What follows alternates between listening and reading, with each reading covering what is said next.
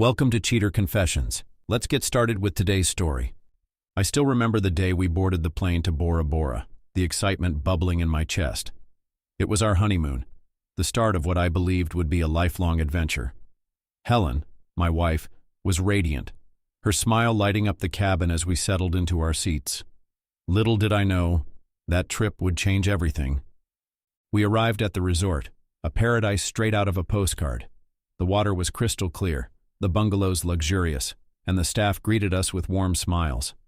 Helen seemed thrilled, snapping pictures and holding my hand as we explored. I was blissfully unaware of the storm brewing beneath the surface. The first few days were perfect. We swam, snorkeled, and sipped cocktails by the beach. Every night we dined under the stars, talking about our future. But then, something shifted. It was on the fourth night that I first noticed Helen acting differently. After dinner, she suggested we join a group at the resort's bar. "Let's go, Justin," she said, her eyes sparkling with a mix of excitement and mischief. "It'll be fun." I wasn't too keen on the idea. "Helen, it's our honeymoon. Why not just enjoy a quiet night together?" She pouted. "Come on, it's just one night. We've been together all day and I just want to meet some new people." Reluctantly, I agreed. The bar was lively, filled with other couples and travelers. Helen seemed to be in her element, laughing and chatting with strangers. I, on the other hand, felt like a fish out of water. That's when I noticed him. Dave. He was tall, with sun-kissed skin and an easy smile. He caught Helen's attention almost immediately. They struck up a conversation and I found myself sitting on the sidelines, nursing my drink. After a while, I decided to call it a night. "Helen, I'm heading back to the room. You coming?" She hesitated. "You go ahead. I'll be right behind you." I frowned but didn't push. "All right. Don't stay too long." As I walked back to our bungalow, an uneasy feeling settled in my stomach. I tried to shake it off, convincing myself I was overthinking. But deep down, I knew something was off. The next morning, Helen was unusually quiet. She sat across from me at breakfast, pushing her food around her plate, barely eating. When I asked if everything was all right, she brushed it off. "Just a bit tired," she said, avoiding my gaze, her eyes fixed on the table. "Tired?" I asked, trying to catch her eye. "You went to bed early last night." "Yeah, I guess the heat is just getting to me," she mumbled, still not looking at me. She sipped her coffee, her hands trembling slightly, but I pretended not to notice. I wanted to believe her, to chalk it up to the long days in the sun, but something about her demeanor felt off. Her usual warmth was replaced with a distant coolness that I couldn't ignore. That night, Helen suggested we head to the bar again. This time I refused. "Helen, why are you so keen on spending time there? It's our honeymoon." She shrugged. "It's just fun. You don't have to come if you don't want to." Her casual attitude made my chest tighten. "It's not that I don't want to, Helen. I just feel like you care more about going to the bar than spending time with me." She finally turned to face me, looking frustrated and a bit distant, something I couldn't quite understand. "Justin, I enjoy being there. It's fun and it helps me unwind a bit. If you don't want to come, fine, but I'm going." I watched her walk away, grabbing her purse without waiting for my response. The uneasy feeling I had been pushing down all day boiled over. Something didn't feel right. Helen never usually wanted to be around strangers more than me, especially on our honeymoon. I decided to follow her without her knowing. After a few minutes, I slipped out of the bungalow and headed toward the bar. The path was dimly lit, and as I got closer, the sound of laughter and music grew louder. My heart was pounding, each step making me more anxious. When I reached the bar, I stayed in the shadows, looking around the crowd. It didn't take long to spot them. Helen and Dave sitting close together at a small table in the corner. Their heads were close, deep in conversation. Helen's face lit up as she spoke, smiling in a way I hadn't seen all day. I felt my chest tighten. It wasn't just how close they were sitting. It was the way they looked at each other. Dave leaned in, looking relaxed and at ease, like they shared some private joke. Helen's eyes sparkled in the dim light and she laughed softly, the kind of laugh that used to be just for me. I stayed there for a while, watching them. My heart was pounding, and I was bracing myself for something worse. But thankfully nothing happened beyond the talking and laughing. They stayed at the table, just enjoying each other's company. No touches, no whispers beyond what I could see. Still, it hurt. Helen seemed so happy, so comfortable with him. Eventually, they both stood up and Helen made her way back to the bungalow alone. I stayed behind, taking a few moments to gather my thoughts. I needed to act normal, not let her suspect I had followed her. After about 15 minutes, I headed back. When I walked into the bungalow, Helen was already in bed scrolling through her phone.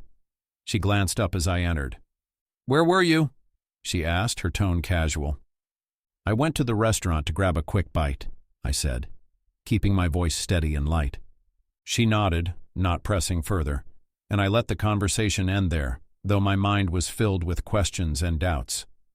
The next morning, I couldn't hold it in any longer. After breakfast, I finally asked her, "Helen, what's going on? Why have you been spending so much time with Dave?" She froze, her face turning pale. "Justin, it's nothing," she said quickly, too quickly. "He's just a friend." "Just a friend?" I shot back, unable to keep the frustration out of my voice. "You've been spending more time with him than with me." Her eyes darted away and she crossed her arms. "You're imagining things," she said, her tone defensive. "I love you, Justin. I married you." Her words felt hollow, and I couldn't shake the feeling there was more she wasn't telling me. I wanted to believe her, but doubt had already taken root. That night, I couldn't sleep. Helen lay beside me, her back turned, and I felt like a stranger in my own marriage. The final straw came 2 nights later. Helen had gone to the bar again, and I decided to follow her once more. This time I saw them slipping away, heading toward the beach. I followed at a distance, my heart pounding in my chest. They walked along the shore, the moonlight reflecting off the water, casting shadows on their faces. I stayed hidden, watching them closely. They seemed completely at ease with each other, laughing and talking like old friends. But what unsettled me was how close they were, their arms brushing together as they walked, as if they were a couple, not just 2 people passing the time. Then, without warning, they stopped. Dave turned to her, his hand reaching up to touch her face. Helen didn't pull away. They stood there for a moment, her eyes meeting his with something I couldn't quite understand, something I didn't want to understand. And then, to my shock, they kissed. It wasn't a quick, innocent peck. It was deep, lingering, everything a kiss between a husband and wife should be. I stood frozen, my stomach in knots. I couldn't believe it. My wife, my new wife, was kissing another man. I felt like the ground had been ripped from beneath me, my mind racing, my heart in pieces. After the kiss, they slowly broke apart and walked back toward the path leading off the beach. I couldn't move. I couldn't think. I just knew I had to keep following them. I needed to see where this would go. They continued until they reached Dave's bungalow. I quickly pulled out my phone and started recording. I filmed them as they hugged, his arms wrapped around her, then kissed one more time before they entered the bungalow. I couldn't believe what I was seeing. My wife, the woman I had married just days ago, was cheating on me. And it was happening right under my nose, on our honeymoon no less. I stood there for a few more seconds, my thoughts a whirlwind, before finally turning away. I walked back to my bungalow, each step heavier than the last. I didn't know what I was feeling anymore. Anger, betrayal, disbelief. It didn't matter. Once inside, I sat down at the desk and stared at the phone screen. I needed to think, to figure out what to do next. The idea of confronting her now seemed pointless. She had already shown me who she really was. I booked a return flight for myself for the next morning. It wasn't easy, but I knew I couldn't stay here, not with everything that had happened. Then I canceled Helen's return ticket. She wouldn't be going home with me, not anymore. Finally, I logged into our joint account. It had always been a shared account, but now it was mine. I transferred every penny into my personal account, making sure she couldn't access it. I leaned back in the chair, staring at the ceiling. There was nothing left to say, nothing left to do.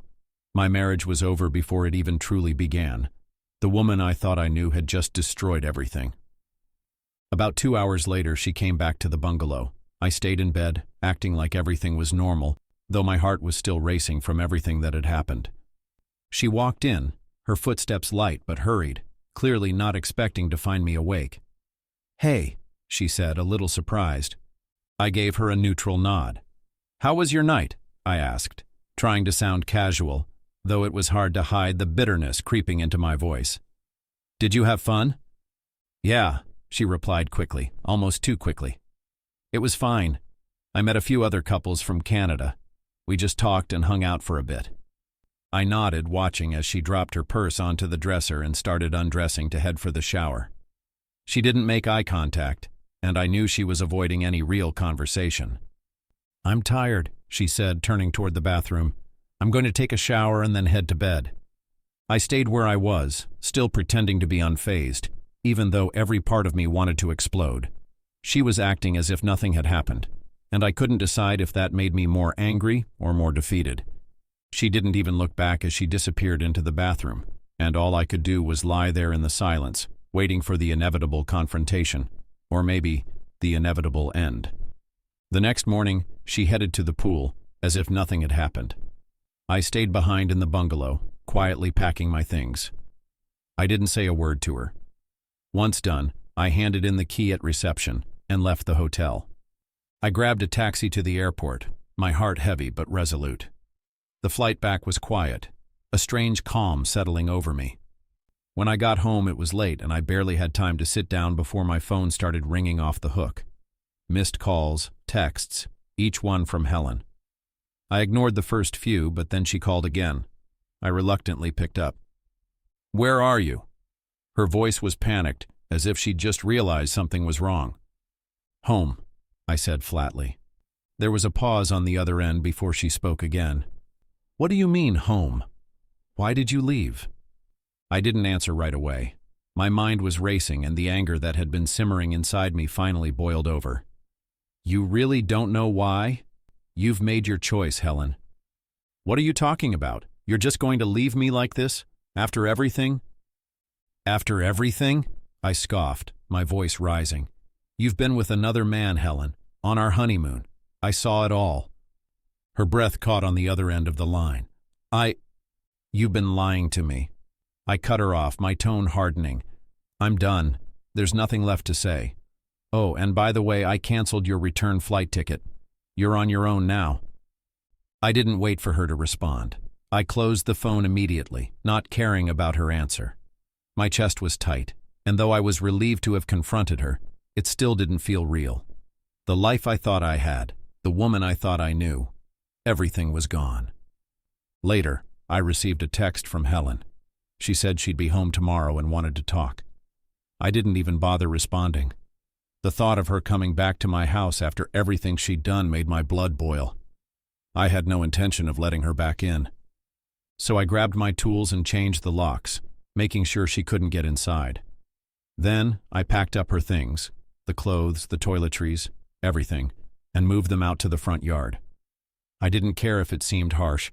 She had broken everything, and this was my way of closing that door for good. The next day she arrived at the house. I watched through the window as she pulled up and froze when she saw her belongings scattered outside. She stood there stunned for a moment before walking up to the door and trying to unlock it. When she realized the lock had been changed, panic set in. She knocked hard, shouting for me to open up. After a few minutes, I walked over and opened the door slowly. She stood there, eyes wide with disbelief. "Let me in, Justin," she demanded, her voice shaking. "No," I said coldly. "I don't want you in my life anymore.